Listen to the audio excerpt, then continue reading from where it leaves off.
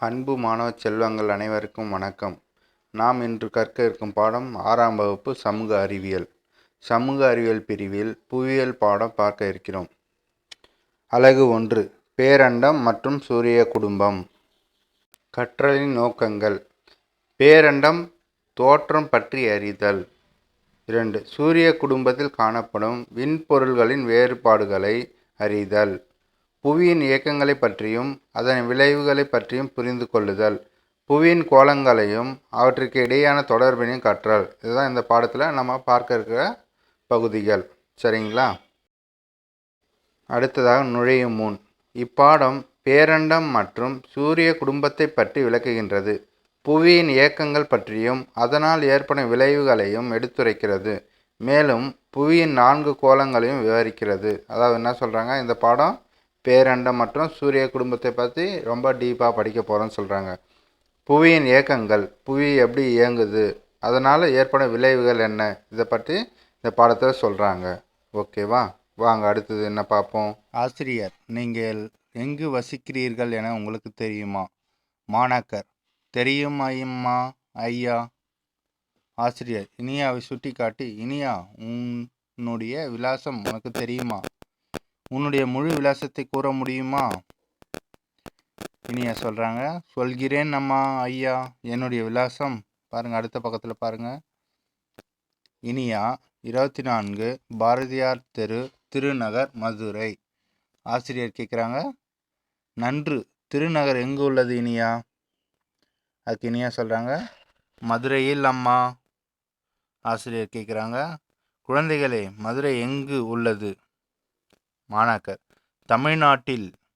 அதுக்கு ஆசிரியர், தமிழ்நாடு எங்குள்ளது? இந்தியாவில். ஆசிரியர்: இப்போது இந்தியா எங்குள்ளது என்று கூறுங்கள் பார்ப்போம். மாணாக்கர்: ஆசியா கண்டத்தில் உள்ளது. ஆசிரியர் சொல்கிறாங்க, மிக நன்று, ஆசியா கண்டம் எங்குள்ளது என்று யாராவது சொல்ல முடியுமா? மாணாக்கர்: புவியில். ஆசிரியர் கேட்குறாங்க, சரி, புவி எங்கே இருக்கு? மாணாக்கர்: சற்று நேரம் அமைதிக்கு பின் ஒரே குரலில், எங்களுக்கு தெரியாது ஐயா. அதுக்கு ஆசிரியர் சொல்கிறாங்க, ஆசிரியர் நான் விளக்குகிறேன். சரி, புவி சூரிய குடும்பத்தின் 3வது கோள். புவி சூரிய குடும்பத்தின் 3வது கோள். சூரிய குடும்பம் விண்மீன் திரள் மண்டலத்தில் உள்ளது. ஆசிய கண்டத்தில் உள்ளது. விண்மீன் திரள் மண்டலத்தில் உள்ளது. எந்த கண்டத்தில் உள்ளது? ஆசிய கண்டம். எந்த மண்டலத்தில் உள்ளது தெரியுதா? யாராவது சொல்ல முடியுமா? விண்மீன் திரள் மண்டலத்தில் உள்ளது. ஆசிரியருக்கு புவி பால்வெளி விண்மீன் திரள் மண்டலத்தில் உள்ளது. சற்று நேரம் அமைதி, ஒரே குரல், புவி பால்வெளி விண்மீன் திரள் மண்டலத்தில் உள்ளது.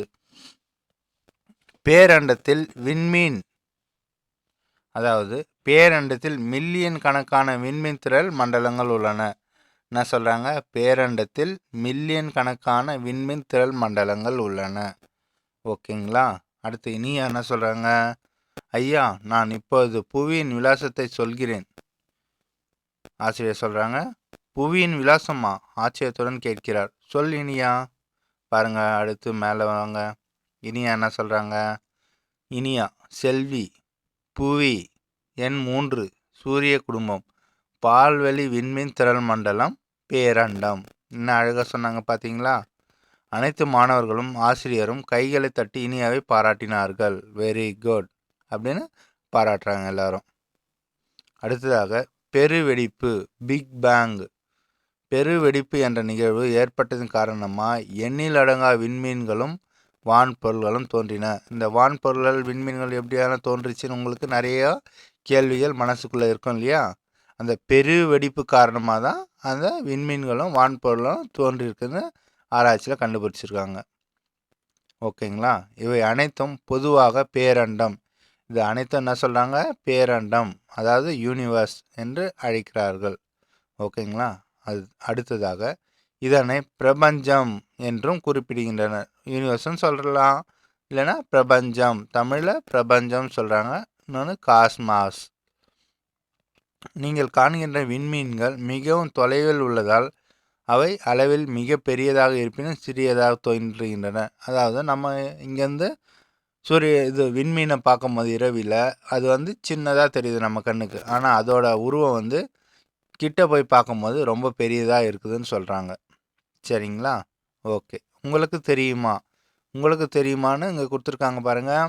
பேரண்டத்தை பற்றிய படிப்பிற்கு பிரபஞ்சவியல் அதாவது காஸ்மாலஜி என்று பெயர். அதாவது பேரன் பேரண்டத்தை பற்றிய படிப்பிற்கு பிரபஞ்சவியல் அதாவது காஸ்மாலஜி என்று பெயர். காஸ்மாஸ் என்பது ஒரு கிரேக்க சொல்லாகும். இந்த காஸ்மாஸ் எங்கேருந்து வந்தது? அது வந்து கிரேக்க சொல்லேருந்து எடுத்திருக்காங்க. சரிங்களா? ஓகே. அடுத்ததாக பேரண்டம் யூனிவர்ஸ். நம்ம இப்போ பேரண்டத்தை பற்றி பார்க்கலாம் வாங்க.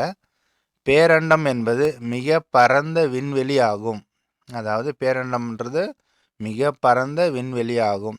சுமார் 15 பில்லியன் ஆண்டுகளுக்கு முன்பு ஏற்பட்ட பெருவெடிப்பின் போது பேரண்டம் உருவானதாக பல வானியல் அறிஞர்கள் நம்புகின்றனர். பேரண்டம் எப்படி உருவாச்சாம்?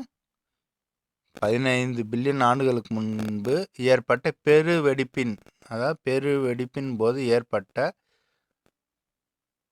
அந்த பெருவெடிப்பு வெடித்ததுனால பேரண்டம் உருவானதா வானியல் அறிஞர்கள் நம்புகின்றனர். அதாவது ஆராய்ச்சியாளர் சொல்கிறாங்க இப்படி தான் உருவாச்சுன்னு சொல்லிட்டு. சரிங்களா? இப்பேரண்டமானது பில்லியன் கணக்கான விண்மீன் திரள் மண்டலங்கள், விண்மீன் கோள்கள், வால் நட்சத்திரங்கள், சிறு கோள்கள், விண்கற்கள் மற்றும் துணைக்கோள்கள் ஆகியவற்றை உள்ளடக்கியுள்ளது. என்ன சொல்கிறாங்க பாருங்க. இப்பேரண்டமானது பில்லியன் கணக்கான விண்மீன் திரள் மண்டலங்கள் மற்றும் விண்மீன்கள், கோள்கள், வால் நட்சத்திரங்கள், சிறு கோள்கள், விண்கற்கள் மற்றும் துணைக்கோள்கள் ஆகியவற்றை உள்ளடக்கியது தான் இப்பேரண்டம். அதான் சொல்கிறாங்க. இவை பல குழுக்களாக ஒன்றிணைந்து அடுத்த பக்கம் திருப்புங்க. தொலைவில் காணப்படும் இவைகள் வான்பொருள்கள் என அழைக்கப்படுகின்றன. இதெல்லாம் என்னன்னு அழைக்கிறாங்க? வான்பொருள்கள். வான்பொருள்களின் இடையே தூரத்தை அளவிடும் அலகிற்கு ஒரு ஒளியாண்டு என்று பெயராகும். அதாவது வான்பொருளில் ஒரு நட்சத்திரம் இன்னொரு நட்சத்திரத்தை அளக்கிறதுக்கு தேவையான ஒரு அலகு என்ன சொல்கிறாங்க? ஒளியாண்டு அப்படின்னு சொல்கிறாங்க. இங்கே கீழே ஒரு படம் கொடுத்துருக்காங்க பாருங்கள். விண்மீன் திரள் மண்டலம் கேலக்ஸி. விண்மீன் திரள் மண்டலத்தில் இப்படி தான் இருக்குன்ற நமக்கு ஒரு பிக்சர் கொடுத்துருக்காங்க. ஓகேங்களா? அடுத்து வாங்க. விண்மீன் திரள் மண்டலம் என்பது ஈர்ப்பு விசையால் ஒன்றாக பிணைக்கப்பட்டு இருக்கும் நட்சத்திரங்களின் தொகுப்பாகும். இப்போ நம்ம ஒரு கேள்வி வச்சுக்கலாம். விண்மீன் திரள் மண்டலம் என்றால் என்ன? அதாவது அதுக்கு என்ன பதில் எழுதணும்? விண்மீன் திரள் மண்டலம் என்பது ஈர்ப்பு விசையால் ஒன்றாக பிணைக்கப்பட்டு இருக்கும் நட்சத்திரங்களின் தொகுப்பாகும். இதுதான் விண்மீன் திரள் மண்டலம். ஈர்ப்பு விசையால் தான் அது ஒன்றாக பிணைக்கப்பட்டு ஒரு நட்சத்திரமாக இருக்குது. இல்லைன்னா அது அங்கங்கே மூவ் ஆகிட்டே இருக்கும் இல்லையா? சில நட்சத்திரங்கள் மூவ் ஆகிட்டு தான் இருக்கும். இது மூவ் ஆகாது இருக்கிறதுக்கெல்லாம் ஈர்ப்பு விசை தான் காரணம். அடுத்ததாக வான்வெளியில் விண்மீன் திரள் மண்டலங்கள் சிதறையும் குழுவாக காணப்படுகின்றன. சிலது தனித்தனியாகவும் இருக்குது, சிலது ஒரு குரூப்பாகவும் இருக்குது. ஓகேங்களா? அடுத்ததாக பெருவெடிப்பு நிகழ்வுக்கு பிறகு சுமார் 5 பில்லியன் வருடங்களுக்கு பின் பால்வெளி விண்மீன் திரள் மண்டலம் உருவானது. அந்த வெடிச்சது இல்லையா, சிதறி போச்சுல, எல்லாம் ஒரு பெரிய கல் மாதிரி இருந்திருக்கும். அது வெடித்த பிறகு சில துகள்கள் தனித்தனியாக போயிட்டு அது நகவாக உருவாச்சு. விண்மீன் இந்த மாதிரி ஆச்சுன்னு பார்த்தோம்ல. வால் நட்சத்திரங்கள் இந்த மாதிரி நிறைய பிரிவாக பிரிஞ்சிச்சு. அதில் என்ன சொல்கிறாங்க? 5 பில்லியன் வருடங்களுக்கு பின் 5 பில்லியன் வருடங்களுக்கு பின் பால்வெளி விண்மீன் திரள் மண்டலம் உருவானது. அதாவது அந்த வெடித்த பிறகு 5 பில்லியன் வருஷங்களுக்கு பின்பு பால்வெளி விண்மீன் திரள் மண்டலம் அதாவது மில்கி வே கேலக்ஸி உருவானது. நமது சூரிய குடும்பம் பால்வெளி விண்மீன் திரள் மண்டலத்தில் காணப்படுகிறது. நம்ம சூரிய குடும்பம் எந்த மண்டலத்தில் இருக்குது? பால்வெளி விண்மீன் திரள் மண்டலத்தில் இருக்குது. சரிங்களா? அடுத்ததாக ஆண்ட்ரோமெடா விண்மீன் திரள் மண்டலம். ஆண்ட்ரோமெடா விண்மீன் திரள் மண்டலம் மற்றும் மெகலனிக் கிளவுட்ஸ் விண்மீன் திரள் மண்டலம் ஆகியன புவிக்கு அருகில் காணப்படும் விண்மீன் திரள் மண்டலங்கள் ஆகும். நம்மளோட பூமிக்கு பக்கத்தில் இருக்கிற 2 விண்மீன் திரள் மண்டலங்கள் என்னென்னா ஆண்ட்ரோமெடா மற்றும் அது மெகலனிக் கிளவுட்ஸ். இதுதான் வந்து நம்ம பூமிக்கு பக்கத்தில் இருக்கிற விண்மீன் திரள் மண்டலங்கள் ஆகும். சரிங்களா? அடுத்தது ஒளியாண்டு. ஓர் ஒளியாண்டு என்பது ஒளி ஓர் ஆண்டில் பயணிக்கக்கூடிய தொலைவாகும். ஒளியின் திசை வேகம் வினாடிக்கு எவ்வளோ கிலோமீட்டர் போட்டிருக்காங்க? 3,00,000 கிலோமீட்டர்கள் ஆகும். ஆனால் ஒளியானது இந்த மேலே பார்க்குற ஒளி வெளிச்சம், கீழே இருக்கிறது ஒளி சின்னல்லி போட்டிருக்குது வினாடிக்கு ஒளி சவுண்டு. ஒளியானது வினாடிக்கு 330 மீட்டர் என்ற வேகத்தில் பயணிக்கும். ஓகேங்களா? இதான் ஒளிக்கும் உள்ள வித்தியாசம். வெளிச்சம் ரொம்ப வேகமாக கிடக்குது. இந்த சவுண்டு என்னது ரொம்ப 3,300 கிலோமீட்டர் வேகத்தில் தான் பயணிக்குது. சவுண்டு கொஞ்சம் கம்மியாக தான் கேட்குது. அடுத்ததாக இங்கே மேலே பாருங்கள், ரைட்டில் நம்ம புத்தகத்தில் அந்த பேஜில் ரைட்டில் பாருங்கள், பேரண்டத்தின் படிநிலை. பேரண்டம் படித்தோம் இல்லையா? ஃபஸ்ட்டு வரிசையாக கொடுத்துருக்காங்க பாருங்கள். முதலாவதாக பேரண்டம், இரண்டாவது விண்மீன் திரள் மண்டலம், மூன்றாவது சூரிய குடும்பம், நான்காவது கோள்கள், ஐந்தாவது துணைக்கோள்கள். சரிங்களா? இதுதான் பேரண்டத்தின் படிநிலை. அடுத்ததாக 2 சூரிய குடும்பம் அதாவது சோலார் சிஸ்டம். ஆங்கிலத்தில் சூரிய குடும்பத்துக்கு சோலார் சிஸ்டம் என்று சொல்லுவோம். சோலார் என்ற சொல்லானது சூரிய கடவுள் எனும் பொருள்படும். சோலார் என்ற சொல்லானது சூரிய கடவுள் என பொருள்படும். SOL என்ற லத்தீன் வார்த்தையிலிருந்து பெறப்பட்டது. SOL என்ற லத்தீன் வார்த்தையிலிருந்து பெறப்பட்டது தான் சூரிய குடும்பம், அதாவது சோலார் சிஸ்டம். சூரிய குடும்பம் சுமார் 4.5 பில்லியன் வருடங்களுக்கு முன்பு உருவானதாக நம்பப்படுகிறது. எவ்வளோ ஆண்டு காலம் இருக்குது சொல்கிறாங்க? 4.5 பில்லியன் வருடங்களுக்கு முன்பு உருவானதாக நம்பப்படுகிறது. சூரியன் 8 கோள்கள், குறுங்கோள்கள், துணைக்கோள்கள், வால் நட்சத்திரங்கள், சிறு கோள்கள் மற்றும் விண்கற்கள் ஆகியவற்றை உள்ளடக்கியது சூரிய குடும்பம் ஆகும். இஃது ஈர்ப்பு விசையால் பிணைக்கப்பட்ட ஒரு அமைப்பாகும். இந்த சூரிய குடும்பம் எப்படி இருக்குதுன்னா, 4.5 பில்லியன் வருடங்களுக்கு முன்பு உருவானதாக சொன்னாங்க இல்லையா? அதில் சூரியன் என்னென்ன இருக்குது பார்க்கலாம். அந்த இதில் சூரியன் 8 கோள்கள் இருக்குது, குறுங்கோள்களும் இருக்குது, துணைக்கோள்களும் இருக்குது, வால் நட்சத்திரங்கள், சிறு கோள்கள் மற்றும் விண்கற்கள் ஆகியவை இதுக்குள்ளே இருக்குதுன்னு சொல்கிறாங்க. அது ஈர்ப்பு விசையால் ஒன்றாக பிணைக்கப்பட்டுள்ளது. ஓகேங்களா? ஏன்னா ஒரே நேர்கோட்டில் சுற்றிட்டு இருக்கு பார்த்தியா? இதை பார்த்துருப்போம் நம்ம. பூமி சூரியனை எல்லாமே ஒரே திசையில் சுற்றி வந்துட்டுருக்குது. அதை விட்டு நகராது. செயல்பாடு: அருகில் உள்ள கோளரங்கத்திற்கு சென்று பார்வையிடவும். நீங்கள் இந்த மாதிரி எங்காவது இருந்தால் அதில் போய்ட்டு பார்க்கலாம். அதே போல் வகுப்பறையில் உங்கள் அனுபவத்தை பகிரவும். நீங்கள் பார்த்துட்டு அதை பற்றி நீங்கள் பேசலாம். சூரிய குடும்பத்தை பற்றி ஒரு படத்தொகுப்பு தயார் செய்யும். சூரிய குடும்பம்னா நான் தெரியும் இல்லையா? அந்த கோள்கள்லாம் இருக்குல்ல, அதை பற்றி நீங்கள் ஒரு படம் வரையலாம். ஓகேங்களா? சூரியன் இங்கே கொடுத்துருக்காங்க பாருங்கள். த சன். சூரிய குடும்பத்தின் மையத்தில் சூரியன் அமைந்துள்ளது. சூரியன் என்றைக்குமே ஒரே கான்ஸ்டண்ட்டாக இருக்கும். சரிங்களா? சூரியனை தான் மற்ற கோள்கள் சுற்றி வருது. இதனால தான் நமக்கு பூமிக்கு இரவு பகல் தோன்றுது. ஓகேங்களா? சூரிய குடும்பத்தின் மையத்தில் சூரியன் அமைந்துள்ளது. சூரிய குடும்பத்தில் உள்ள அனைத்து வான்பொருள்களும் சூரியனை சுற்றி வருகின்றன. சூரியனை சுற்றி எல்லாமே வருது. இங்கே பாருங்கள், அடுத்த பக்கத்தில் சூரிய குடும்பத்தின் மொத்த நிறையில் 99.8% உள்ளது. சூரியன் ஹைட்ரஜன் மற்றும் ஈலியன் போன்ற வெப்பமான வாயுக்களால் ஆனது. சூரியன் எப்படி இருக்கான்? சூரியனுக்குள்ள ஹைட்ரஜன் மற்றும் ஈலியம் போன்ற வெப்பமான வாயுக்களால் ஆனது. சூரியன் தானே ஒளியை உமிழக்கூடிய தன்மை பெற்றது. சூரியன் ஒரு விண்மீன் ஆகும்.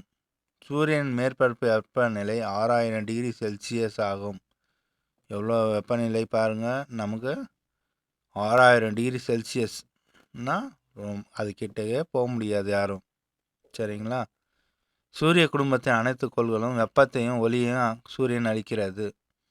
சூரிய ஒளி புவியின் மேற்பரப்பை வந்தடைய சுமார் 8.3 நிமிடங்கள் ஆகின்றன.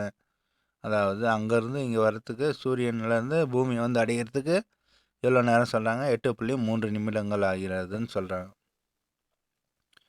அடுத்ததாக உங்களுக்கு தெரியுமா? கற்பனை செய்து பார்க்கவும். சூரியன் 1.3 மில்லியன் புவிகளை தனக்குள்ளே அடக்கக்கூடிய வகையில் மிக பெரியதாகும். சூரியன் எவ்வளோ பெருசு இருக்குன்னு சொல்கிறாங்க பார்த்தீங்களா? 1.3 பில்லியன் புவிகள்.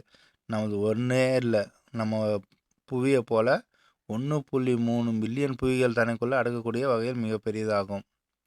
எவ்வளோன்னு கணக்கு போட்டு பாருங்கள், நீங்களே தெரியும் எவ்வளோ தேவைப்படும்னு. சரிங்களா? அடுத்ததாக கோள்கள், பிளானட்ஸ். கோள்கள் ஆங்கிலத்தில் பிளானட்ஸ் சொல்வோம். கோள்கள் என்றால் சுற்றி வருவர் என்று பொருள். கோள்கன்றது சுற்றி வருபவர் என்று பொருள். சூரிய குடும்பத்தில் 8 கோள்கள் உள்ளன. உங்களுக்கு தெரியும் இல்லையா? ஏற்கனவே போன வகுப்பில் படிச்சிருப்பீங்க, பழைய வகுப்பில் படிச்சிருப்பீங்க, முன்னாடி படித்ததில். அவை புதன், வெள்ளி, புவி, செவ்வாய், வியாழன், சனி, யுரேனஸ் மற்றும் நெப்டியூன் ஆகும். வெள்ளி மற்றும் யுரேனஸ் கோள்களை தவிர பிற கோள்கள் அனைத்து சூரியனை எதிர்கடிகார சுற்றில், அதாவது மேற்கிலிருந்து கிழக்காக தனது அச்சில் சுற்றி வருகின்றன. என்ன சொல்கிறாங்க பார்த்தியா? வெள்ளி மற்றும் யுரேனஸ் கோள்கள் தவிர பிற கோள்கள் அனைத்து சூரியனை எதிர்கடிகார சுற்றில், அதாவது மேற்குலேருந்து கிழக்காக சுற்றுது அப்படின்னு சொல்கிறாங்க. சரிங்களா? அடுத்தது உங்களுக்கு தெரியுமா கொடுத்துருக்காங்க பாருங்கள் கீழே. பண்டைய தமிழர்கள் சூரியன் மற்றும் பிற கோள்களை பற்றி அறிந்திருந்தனர் என்பது சங்க இலக்கியங்கள் வாயிலாக நமக்கு புலனாகிறது. உதாரணமாக சிறுபானாற்று படையில் காணப்படும் வால் நிற வீச்செம்பின் கோள் மீன் சூழ்ந்த இளங்கதிர் ஞாயிறு என்று பாடல் வரிகளை நாம் தெரிந்து கொள்வோம். ஓகேங்களா? அடுத்த பக்கம். இவ்வாறு கோள்கள் சூரியனை நீள்வட்ட பாதையில் சுற்றி வருகின்றன. கோள்கள் அனைத்தும் அவைகளின் பாதையை விட்டு விலகாமல் சூரியனை சுற்றி வருவதற்கு சூரியனின் ஈர்ப்பு விசையே காரணம். அதாவது கோள்கள் அது பாதையை விலக முடியாது. ஏன்னா அது ஒரு ஈர்ப்பு விசையில் சூரியனை சுற்றி வருது. சூரியனோட ஈர்ப்பு விசையில் தான் அது சுற்றி வருதுன்றாங்க. சூரியனுக்கு அருகில் உள்ள 4 கோள்களான புதன், வெள்ளி, புவி மற்றும் செவ்வாய் உட்புற கோள்கள் அல்லது புவி நிகர்கோள்கள் என்று அழைக்கப்படுகின்றன. சூரியனுக்கு அருகில் உள்ள கோள்கள் என்ன சொல்கிறாங்க? உட்புற கோள்கள் அல்லது புவி நிகர்கோள்கள் என்று அழைக்கிறாங்க. பாறைகளால் ஆன இக்கோள்கள் அளவில் சிறியன. இக்கோள்கள் மேற்பரப்பில் மலைகள், எரிமலைகள் மற்றும் தரைக்குழிவு பள்ளங்கள் காணப்படுகின்றன. இதில் என்னென்ன இருக்குன்றாங்க? எரிமலைகள், மலைகள், தரைக்குழிவு பள்ளங்கள். அதாவது பள்ளங்கள் நிறைய இருக்குது, எரிமலைகளும் இருக்குது, சாதாரண மலைகளும் இருக்குதுன்னு சொல்கிறாங்க. ஓகேங்களா? அடுத்ததாக சூரிய குடும்பத்தில் உள்ள கடைசி 4 கோள்களான வியாழன், சனி, யுரேனஸ் மற்றும் நெப்டியூன் ஆகிய வெளிப்புற கோள்கள் அல்லது வியாழ நிகர்கோள்கள் என்று அழைக்கப்படுகின்றன. இக்கோள்கள் வாயுக்களால் நிரம்பி காணப்படுவதால் வளிம கோள்கள் எனவும் அழைக்கப்படுகின்றன. செவ்வாய், வியாழன் கோள்களுக்கிடையே குறுங்கோள் மண்டலம் காணப்படுகிறது. கோள்களின் வரிசை நினைவிற்கொள்க. புது வெள்ளம் புவியில் செலுத்தினால் விவாதம், சண்டை, யுத்தம் நெருங்காது. என்ன அழகாக சொல்லியிருக்காங்க பாருங்கள். நம்ம மெமரிஸ்க்காக அது என்ன சொல்கிறாங்க? புது வெள்ளம் புவியில் செலுத்தினால் விவாதம், சண்டை, யுத்தம் நெருங்காது. சரிங்களா? இந்த முதல் எழுத்தெல்லாம் புதன், வெள்ளி, பூமி, செவ்வாய், வியாழன், சனி, யுரேனஸ், நெப்டியூன். ஓகேங்களா? ஓகே, கோள்களை பற்றி நம்ம அடுத்த வகுப்பில் பார்க்கலாம். ஓகே, நன்றி, வணக்கம்.